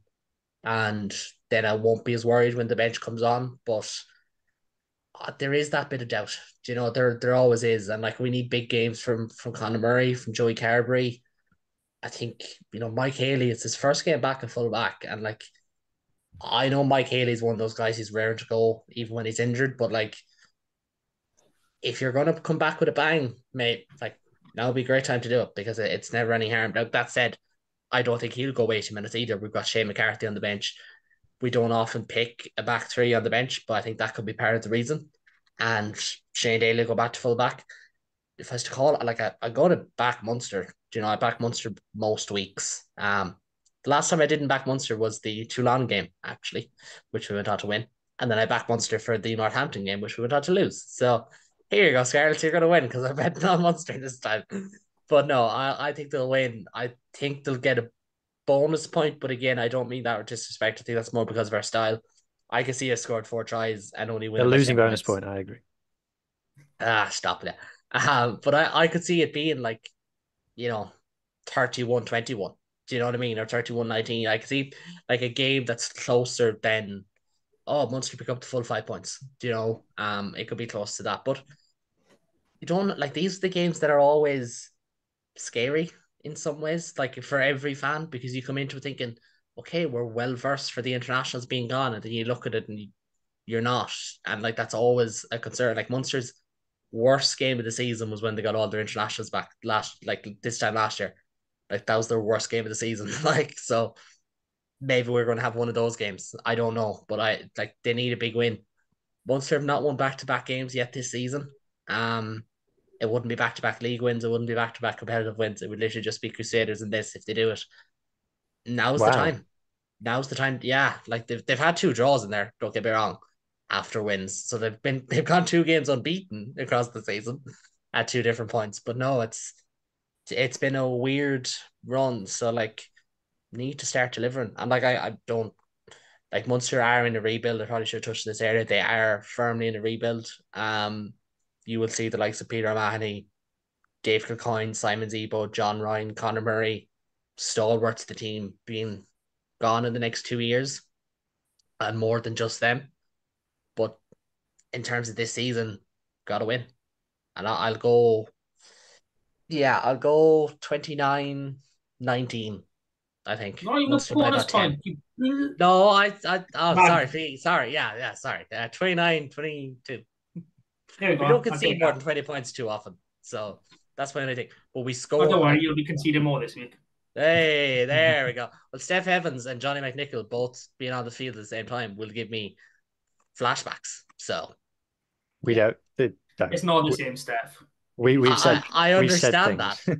I understand that. I understand that's the viewpoint, but still, like, most Munster fans will see it as, remember that day in 2017 when Ty Byrne was not playing for us, and it was that badly. He also ended our winning run at home that season, but anyways, that's beside the point.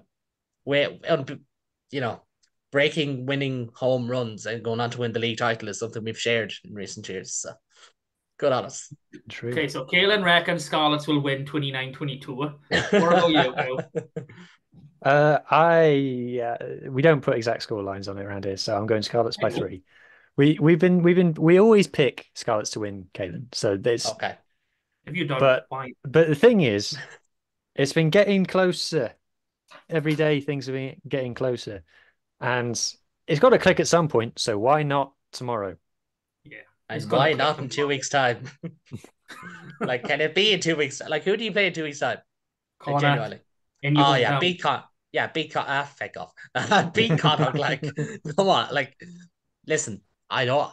Yes, Scarlets fans. I am from Galway and I support Munster. I know that's confusing, but beat Connacht. Save us one. We'll let you get 2 points out of this game. We'll be sound. We'll let you take 2 points. You go up to Galway. You get the win, and everyone's happy. No, okay. I tried. I reckon there's going to be a good few tries in this game. I do think we're going to click. So I'm going to go for an exact scoreline as I normally do, 33-26. We're going to put a few over you. Ooh. I really do think that. But I'm giving you 26, so I'm giving you a try bonus point and a losing bonus point. So you won't get your 18, Uno you reverse get your card me. 17. No, I take it. Thank you so much, Kaelin, for coming on. No bother. You've been brilliant, and I've got to insult you a few times. It's been really fun. At least I can take it. Yeah, maybe we'll have you back next season. Who knows? Who knows? It might depend on how tomorrow goes. Is that it? No, thanks very much for having me, lads. And I do hope we get a good game. Obviously, I hope Munster win, but I hope we get a good game. Yeah. If we win tomorrow, we'll have you on every week. Christ, I don't even do my own podcast if we win every week or lose. All right. Cheers, mate. Thanks so much for coming on. No bother. Thanks very much for having me, lads. Good luck. On Munster. Right. So that was great. Thank you so much to Kevin for coming on. Good mate of mine in the podcasting world. So really appreciate that. Right. Let's talk about some of Martin's favorite topics. So believe it or not, this happened since we last recorded a podcast. It feels like forever ago, but it actually wasn't. Scarlet's under-18s confirmed world champions, best team in the world, would have beaten the 2015 All Blacks. Oh, 100%. No doubt they'd have walked it. Bloody absolutely easy. And did you manage to catch the game? I did. What a performance. Honestly, first half, that defense was epic. And that was the one thing we were talking about after week one, after that first game against Cardiff. Like, oh, this side's got a bit of a creaky defense by you. Yeah. But, this competition is only 4 games long. So over the next 3 games, the defense has just gone through the roof. Now, going into this game, it was Scarlets v Ospreys, for anyone who didn't know. 3 out of 3, both teams undefeated. Scarlets were going in as the best attacking force, most attacking points. Ospreys were going in as the best defending team. They'd average 9.33 points conceded per game. and we put 40 over them. And I can't tell you how happy that makes me. I mean, we'll go through the try scorers now. It was Sean Jones, winger, Tian Sparrow. We all love Tian Sparrow. His acceleration for his try was unbelievable. He got the ball and he just hit the gas, put the afterburners on. No one got near him. Then we've got another wing, Owen Griffith. Now that was a try that I thought he might have botched it because he stepped in and he just ran straight through 3 Osprey defenders and just fell over the line. You know, the power on the boy is something different. And then our last try scorer who managed to double a brace was Lewis Jones. And for a front rower, if I had done what he did for that final try, I would have been excommunicated. I would have been picked up by the scruff of my neck and I would have been tossed in the bin. He picked up the ball from, what was it, about 25 meters out? Yeah, 125 more like. Yeah, it felt like it. And he picked the line, saw a gap, ran through it, nice fend on the first defender, and he bolted over the line. Jesus, the pace on this boy. If anybody didn't see it, think of Gethin Jenkins's try against Namibia in the 2011 World Cup, except from further out and twice as fast. Oh, damn straight. His first try was from the back of a maul, so, you know, keeping up traditions, partially. But, oh, wow, that is probably what that I have said. That's my new favourite try. I just loved watching that. I couldn't believe the pace on the boy. I know we're coming into this new era of modern props, but Jesus Christ, he looked as if he'd do a good job on the 100. So yeah, it was a great performance. The thing, this is going to sound ridiculously hyperbolic, even more so than the 2015 All Blacks comment. They reminded me a bit of watching Bordeaux. Now, I'll justify that. Bordeaux, obviously, one of the most exciting teams in Europe at the moment, but the way that when they get the ball from a turnover, firstly, they're looking around, they're talking to each other. The communication between them and the awareness of where each other were was superb. And it's just ball in the hands, head up, go forward. There's nothing static about them. They never took the ball or gave a pass whilst stood still. That I remember. They were always running forward whenever they had the ball. For a team, like I've said this pretty much every time we've spoken about them. They look like they've been playing together for 5 years. They do. And the truth of the matter is, this is the first season some of these boys have been in the squad. Now, the way that it works is it's a 2-year group. And, you know, we all know, you know, age grade rugby, it goes in single years up until you hit youth. And that's exactly what's happened here. They've had single years up to under 16s. And then chucked together for a couple of months each time, because that is literally all the time they have together. I think they do 2 rugby sessions and 1 gym session as, you know, the junior academy as such. That's literally all the time that they spend with each other for, I think, 6 months out of the year. And honestly, they were so cohesive. And like you said, the transition ball was outstanding. I mean, I'd love to see more games. I wish they would at least, you know, play in a home and away round robin, not just the one. But, you know, it is what it is, and we're stuck, you know, not getting a chance to see these boys. But on the plus side, quite a lot of these boys are now going on to the national 18s. It's kind of weird the way we do it. We do it on calendar year birthdays. So, you know, our standout player, Tian Sparrow, he wasn't selected because his birthday doesn't fall at the right time of the year, which is really weird, but it is what it is. To give the others a sporting chance. It is. I think we've got 3 back rowers in that 118s national squad. So I think it's Don Kossuth, Keanu Evans, and Alex Ridgway. And we didn't see Ridgway at all this year. He's a Buddy Port boy, number 6, number 8. He's got a nice ginger mop on him, so it'll be good to see. I'm expecting to see him now next season with the Rags. So honestly, a lot of people have been talking, saying, "Oh, these boys are really good. They could come on, you know, 2-3 years. We could see them for the Scarlets." Anything can happen, you know. All 35 of these boys that have turned out could end up getting professional contracts. None of them could. It's totally luck of the draw. I don't want too much pressure to be put on them. But the boys that do make it, bloody watch out. because they're outstanding. Especially T and Sparrow and our props, because Christ, our props have looked unreal in these games. If we go on to our other age grade, our under 16s, East and West, they had a WRU festival down in Llanrumney this last Sunday. I don't think there were any winners, strangely enough, but the 16s East did come away from the day undefeated, so that's brilliant. And That sounds now like they won to me. Yeah. And now the East and West have now combined for training, and I'm not sure if they've got any games for the rest of the season. But again, best in Wales. I mean, West is best. We've always said it. So before I dip into the community game and ravage whose brain with the sheer amount of rugby and youth rugby this week, because it's Cup week, yay! Let's have a little bit of chat about what we saw or what we didn't see last week with Scarlets against Exeter. So, again, this is the this is to be the fourth friendly game that the Scarlets have played this season that hasn't been streamed.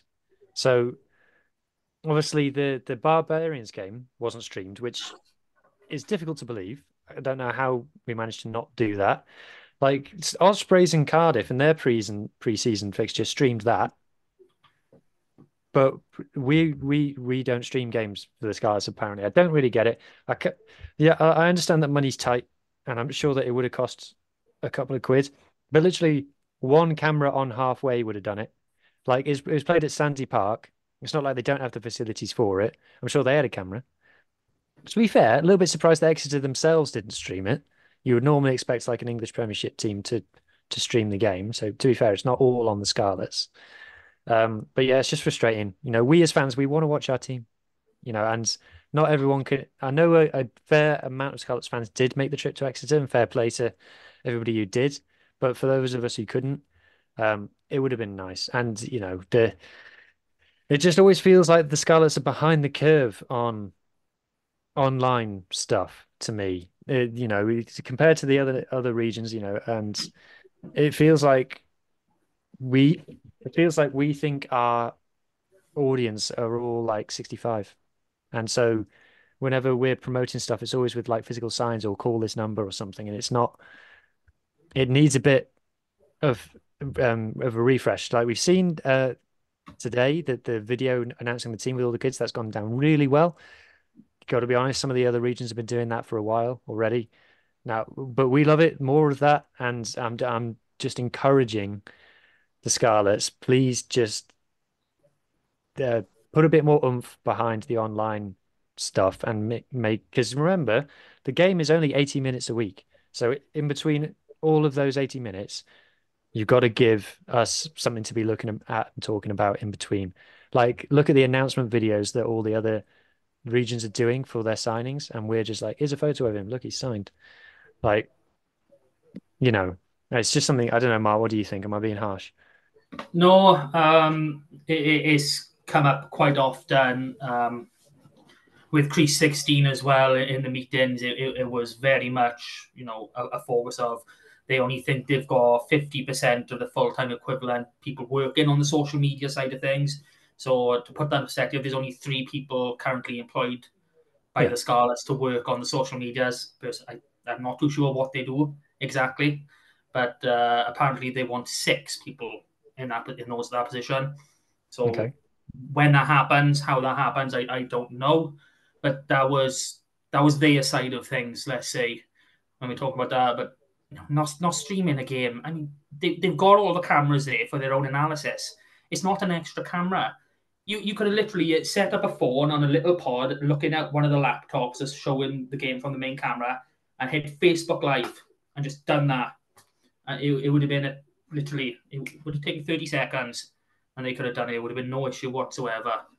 So that's just a pain in the ass. But onto the game itself. We didn't watch it, so it was a fairly hefty defeat, shall we say? I'm not saying it's line. No, but I'll just bring up the team sheet. I've got it here somewhere. Hang on. One of these in the book. There we go. Right. So it reminded us a bit because we said, didn't we, on the pod last time, we said, what do we want to see from this game? We said we want to see the team that's going to play against Munster getting a hit out. That is not what we got. So our team was as follows. Sam O'Connor, not a problem there. Is it Luke Morgan? No, Lewis. Lewis Morgan, sorry. I've only got L Morgan in my notes. Lewis Okay, Morgan, you who need to pop up anyone you don't know. so Lewis Morgan's last game was against Cardiff in pre-season. That was the game as well where we said at the time we wish we'd have seen the proper team in that game. There was Joe Jones at tight head. Remember him? Morgan Jones, Jack Price. Okay, fair enough. A fairly strong second row. Not neither of whom are playing this week, tomorrow. Started. Yeah, starting. Jack Price is on the bench. Jack Price is on the bench. O Davis.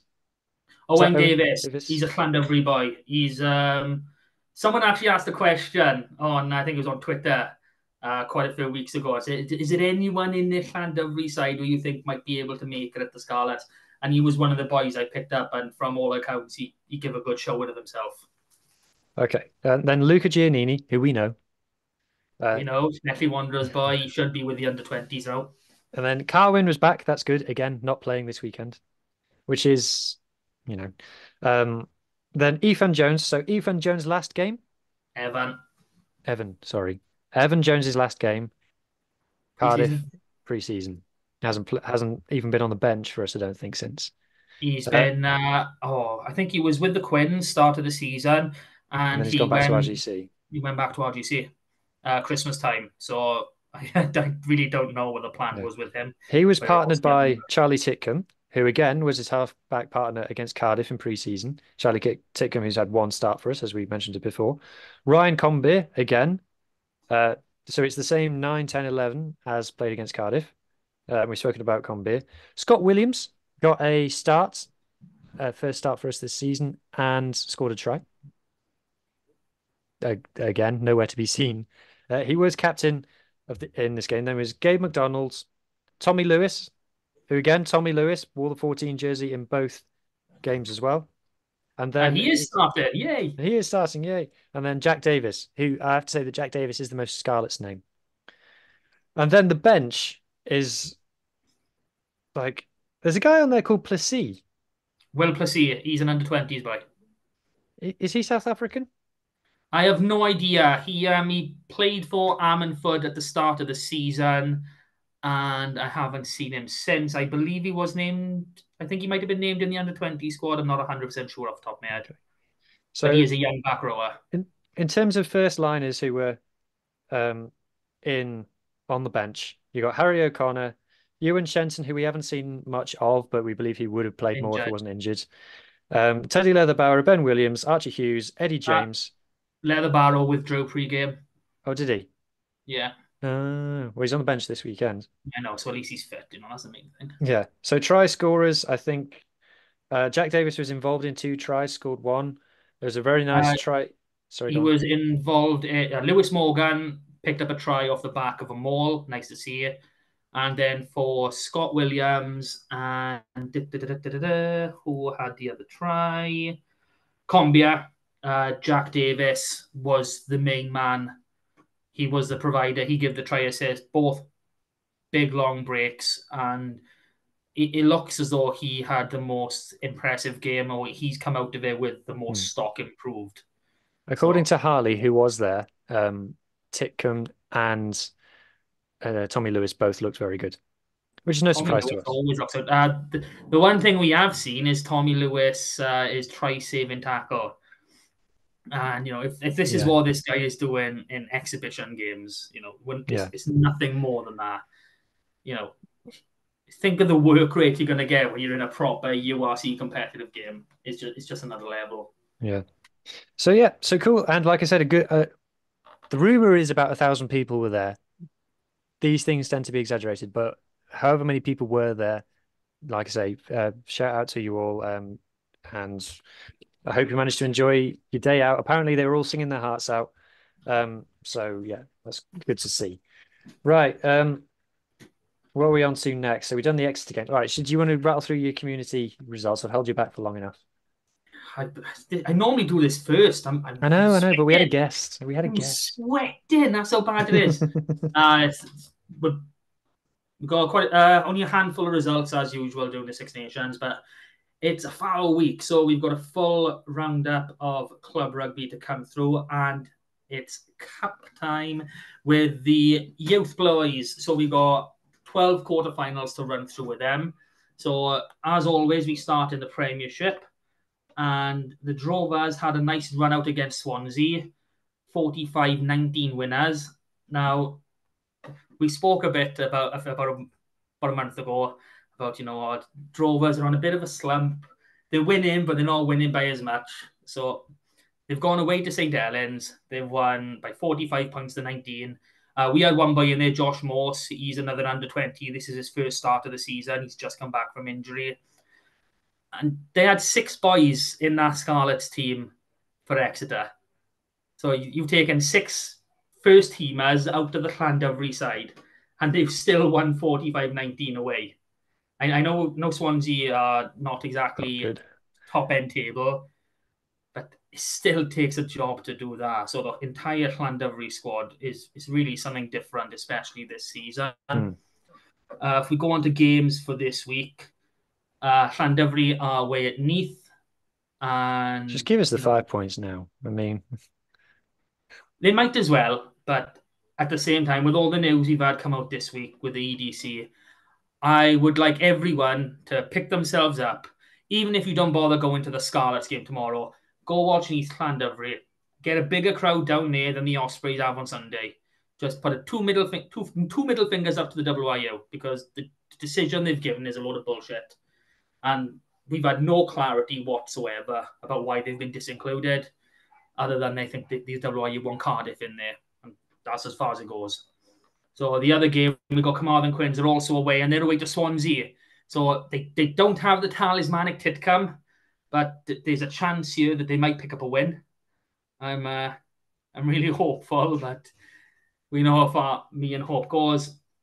There were no games in Championship West this week, but for this week coming, we've got Ammanford travelling to Brecon. That's going to be a hard game. Big one in this league for us is Llangennech at home to Narberth. We've got two of the top 3. Narberth at top, I believe. Llangennech are currently either second or third. They're second at the minute, but Brecon have got that game in hand.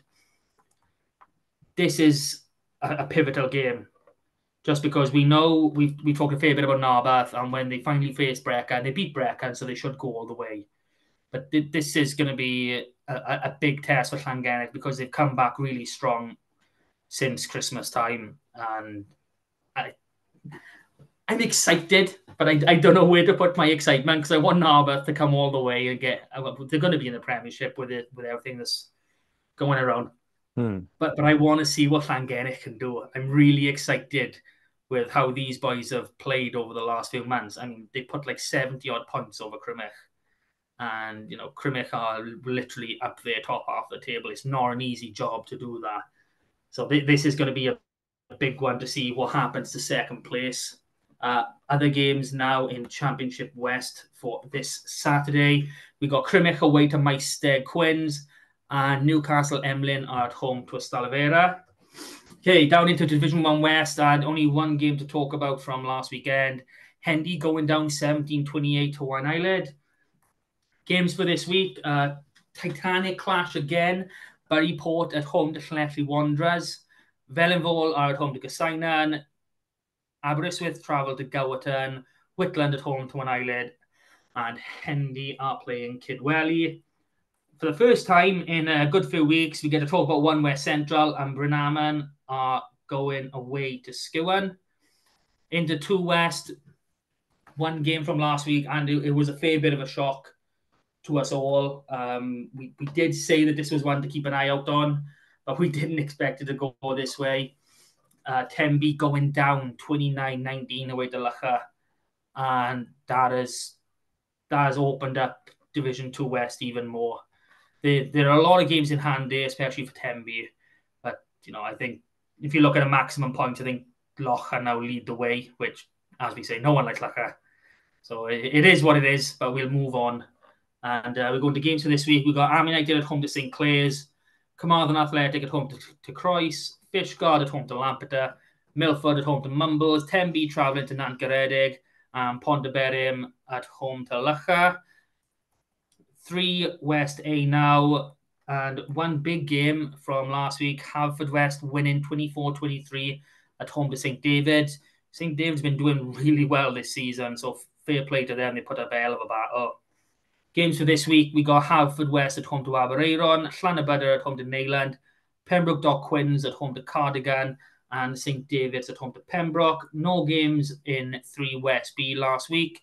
Games for this Saturday, we got Betos at home to Llangadog, Cefneithin at home to New Dock Stars, Llandilo at home to Binya, and Llandibby hosting Trimsaran, and Tregaron are travelling to Tumble.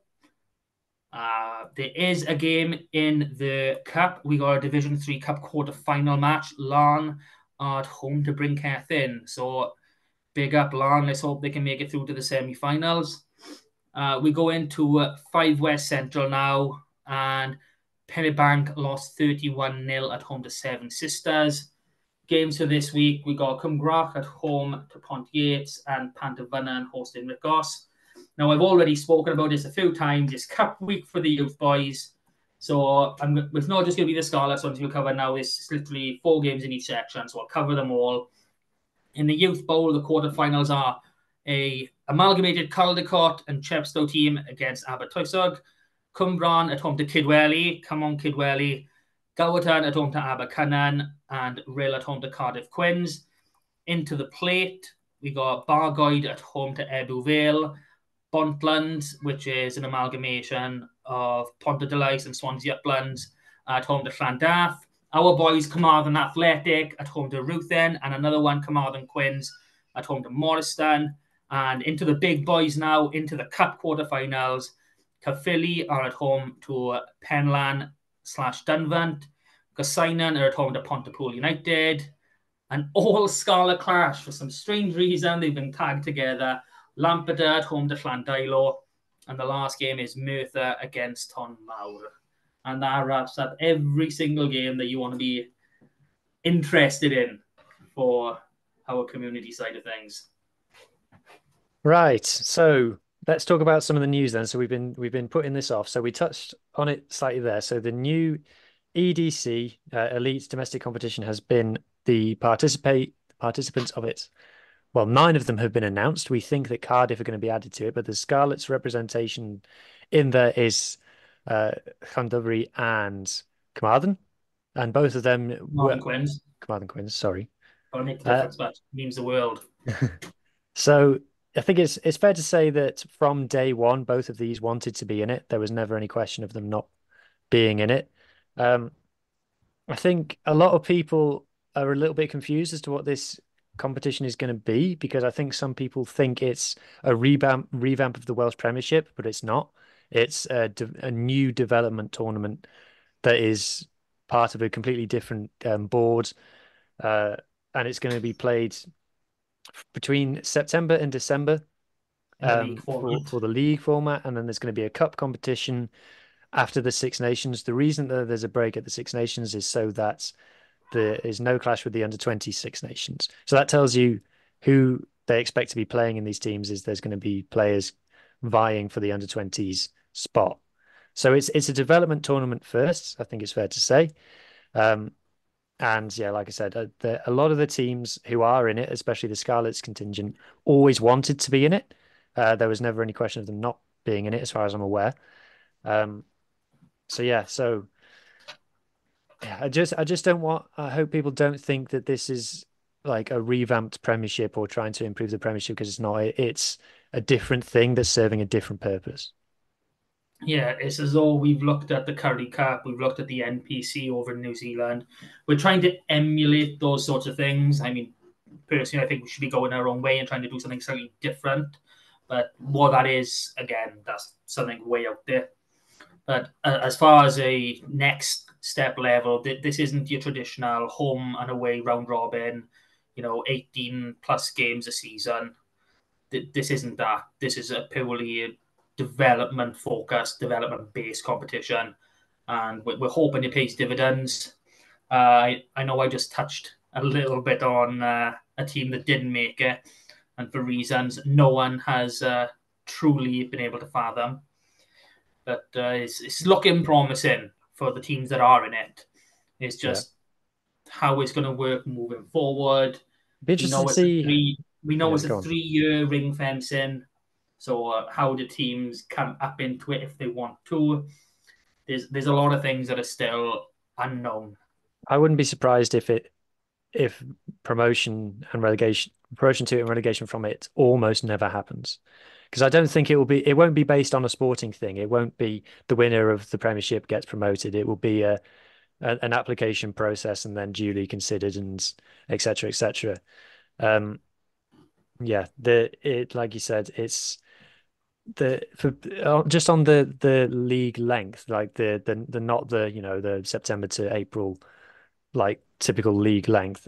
Just to reiterate what you said there, Mart, is that it's like a development tournament that they have all around the world, and it is while people may be thinking that's not what they're used to, it isn't unusual either. Just because it's not something that we haven't done in Wales before doesn't mean it's weird. It's something that's very common in all the other places around the world who do stuff that's similar to this. So yeah, I'll be interested to see how the squads are made up. Is it going to be purely youth players, or is it going to be like experienced pros in there to help develop it? If so, that's going to have to be very carefully planned, and I do believe that there is going to be quite a lot of oversight from like up above of how this is being done. But yeah, I don't know. Do you know what is going to happen to the Premiership? Because obviously a load of Championship teams are going to have to be promoted into it. Yeah, Do we have any idea what that's going to be? From the clubs that I've spoken to, the top 5 in both Championship West and East will be moving up to reform not a new Welsh Premiership, but it would be practically all new because you'd only have a few teams left over. And when we're not sure if there's going to be, an extra team in there to make it up into even numbers. But, from everyone I've spoken to, they're assuming that at least 5 from West and East are going up. So we're looking at another 13 teams in there for next season. I mean, they've got to move to an even number, surely. They've got to maybe have a playoff between the 2 sixth-place teams or something, because I can't be dealing with this bloody odd team league shenanigans. It does my head in, and I'm pretty sure it does the club's head in. Because if you're not playing week in, week out, how are you going to get boys to commit? They want to be playing. That's the whole reason they come in to play rugby. They want to play every week. And if you're giving them break weeks here or there, it's just going to bore them, and that's going to lose players.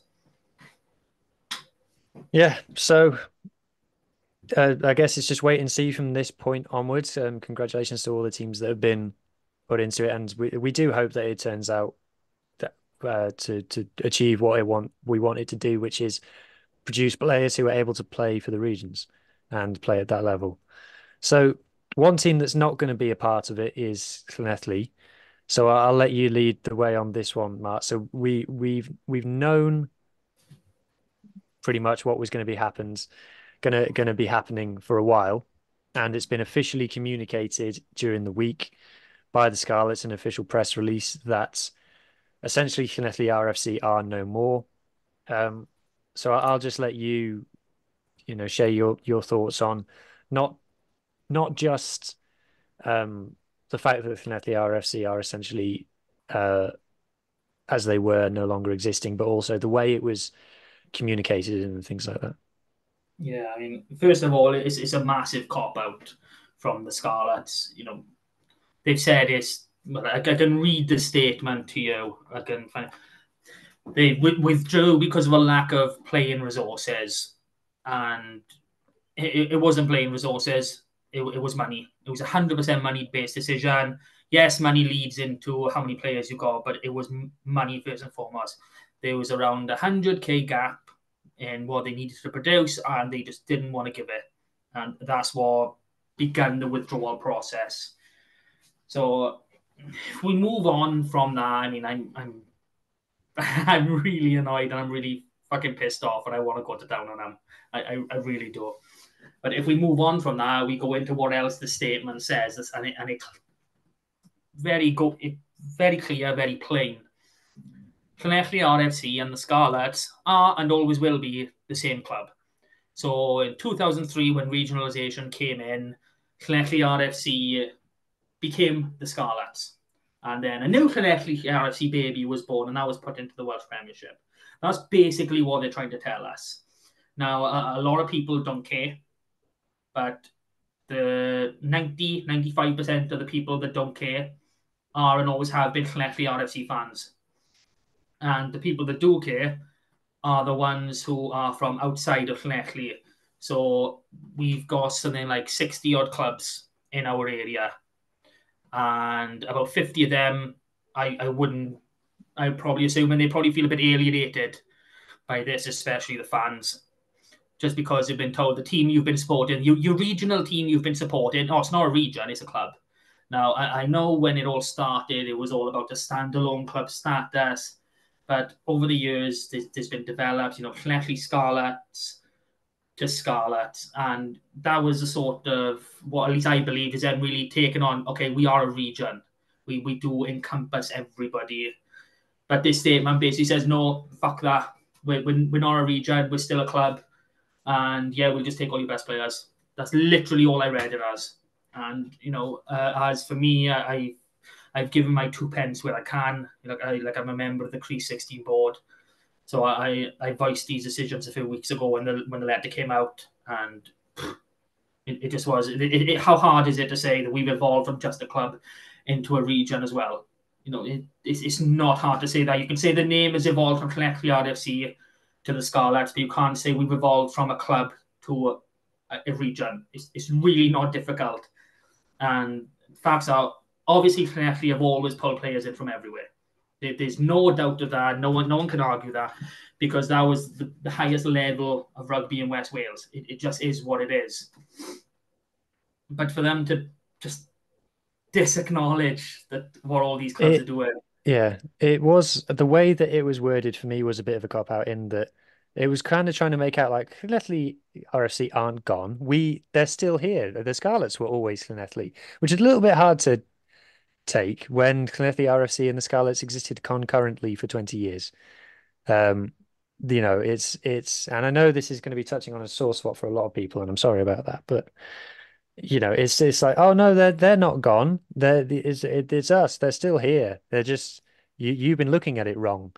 It's like not really. And the whole thing about the money and you voiced a number there that isn't in any of the official statements, but it's what you've heard from other places.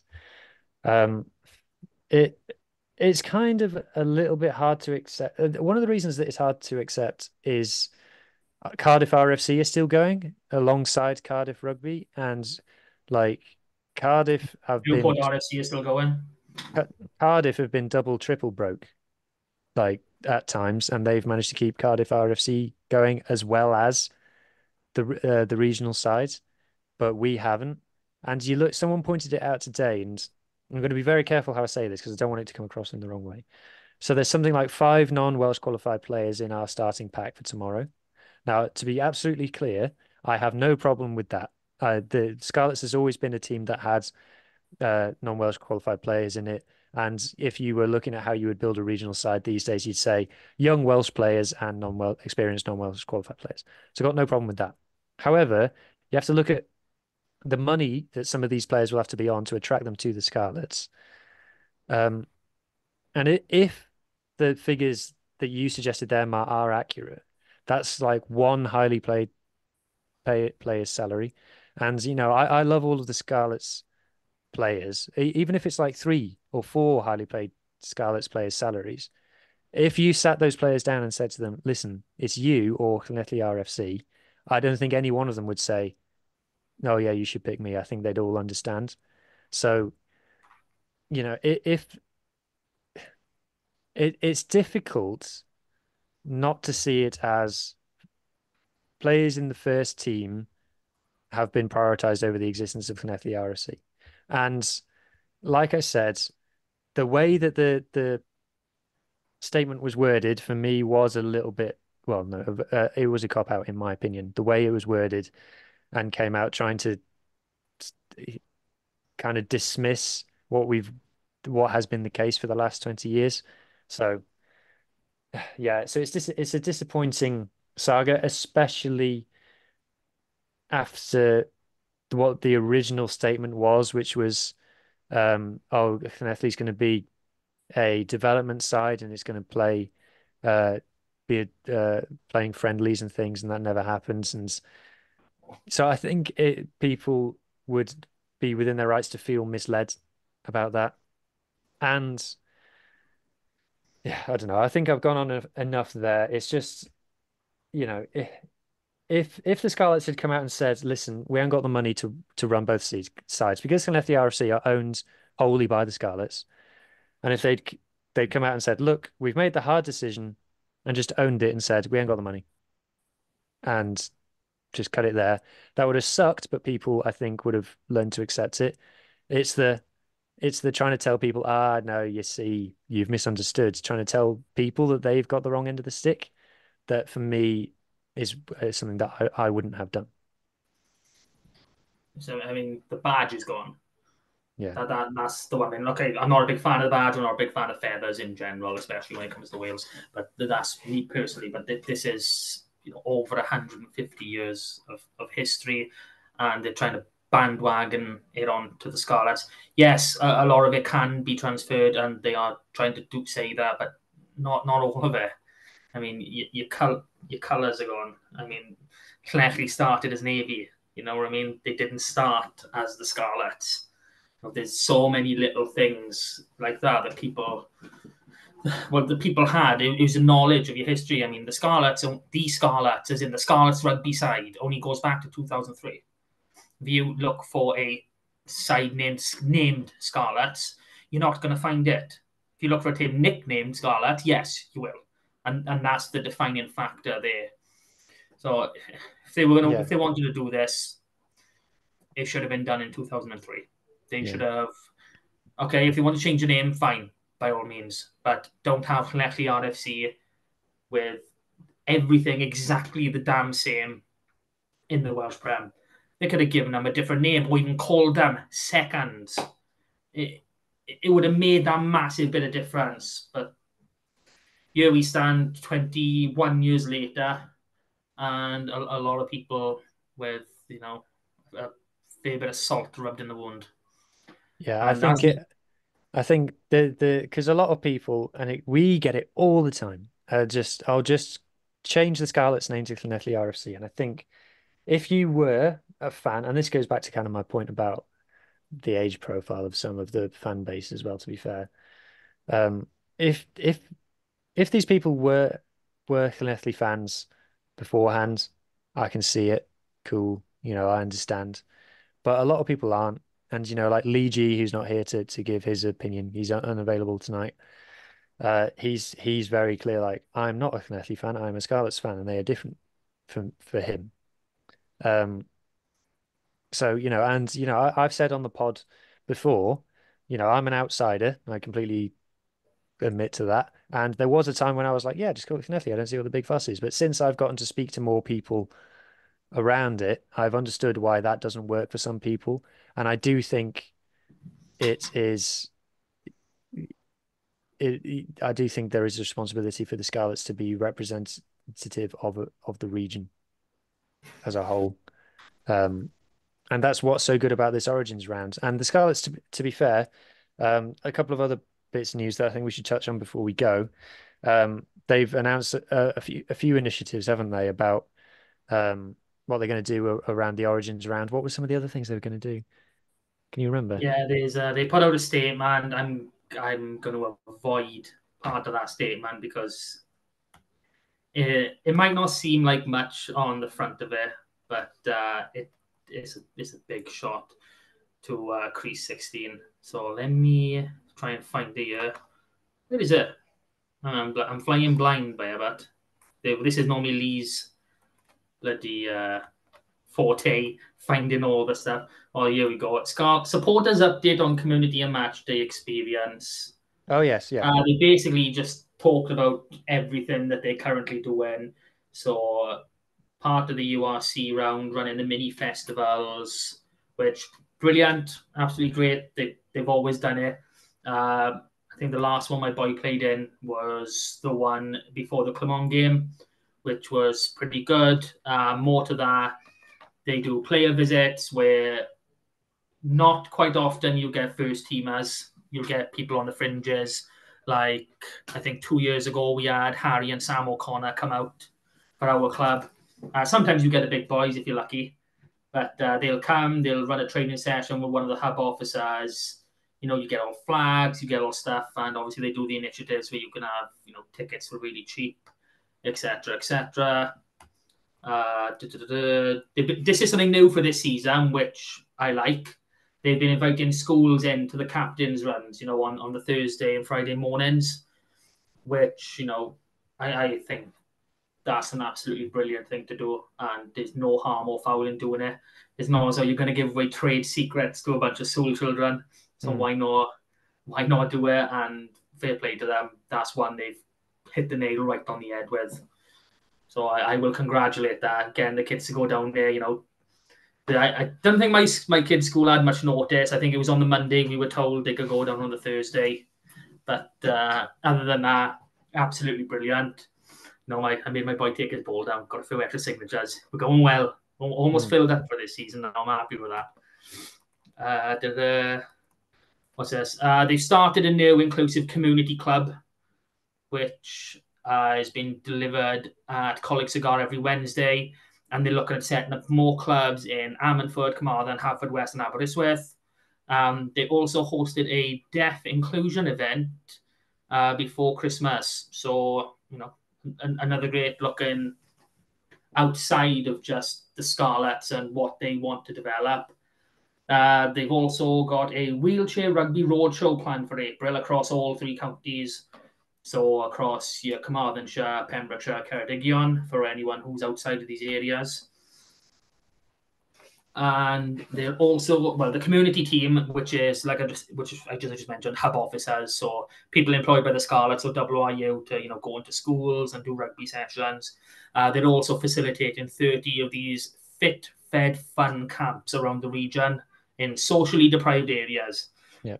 So that's now, I don't know what constitutes as a socially deprived area, but, if as far as I'm concerned, all of Wales is a socially deprived area, considering, some of the places outside.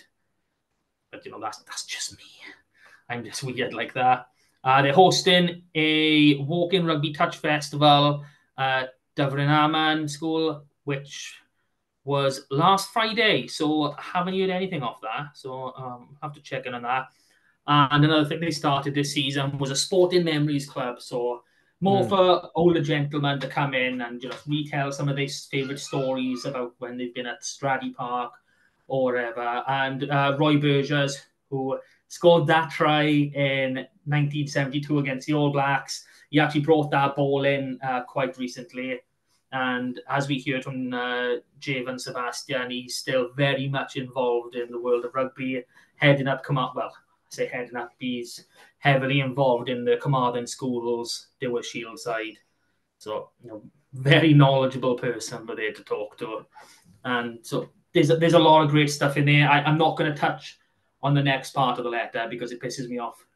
It's about fan engagement and contacting trying to contact the Scarlets about it, which we've already overrun by about half hour. So I don't want to touch on it, and a lot of people probably never heard me swear as much as I have tonight because that's how angry I am. But so I'm going to leave it at that. Okay, well, I think that brings us to the end of the show. I can't think of anything that we've missed. Normally Lee is the one who brings it to the end. Yeah. I think we're both here like, where's Lee? He does this. He leads. Yeah. What are we doing by here?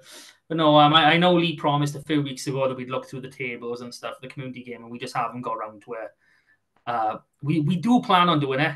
I'm hoping to do it sooner rather than later, and definitely by the end of the Six Nations. So, and who knows? I think Llandovery will have rounded up their playoff position by the end of this weekend. So hopefully have a lot more positive news to talk about in that regard next week. But other than that, Scarlets win tomorrow or today for anyone listening.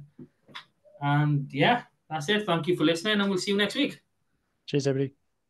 Ciao. Cheerio.